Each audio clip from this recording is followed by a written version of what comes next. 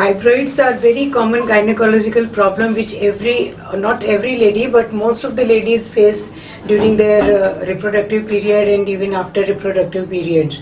The fibroids in layman's language we can call them tumors, and they cause heavy blood flow, and if the size of the fibroid becomes too much or increases, it can cause pressure effects also.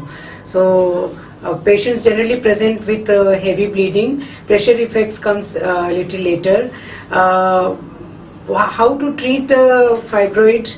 The general treatment is not always operation. It always depends on the location of the fibroids. If the fibroid is situated on the surface of the uterus, then it is called subserous fibroid, which are generally asymptomatic, so we can leave them alone. If they are causing pressure because of their size, then only we have to think of removing them. But if the surface fibroid is just asymptomatic, we can just leave it.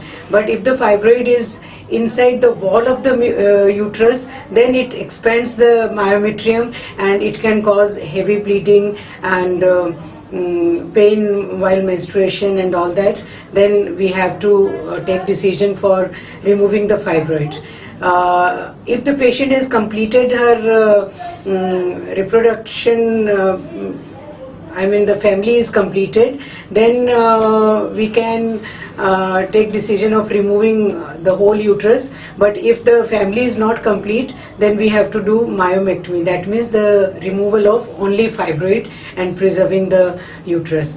If the fibroid is situated inside the cavity, then it is called submucous fibroid, and that is generally problematic.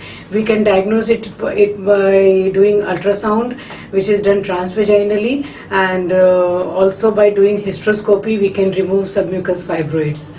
Sometimes we have to remove the complete uterus.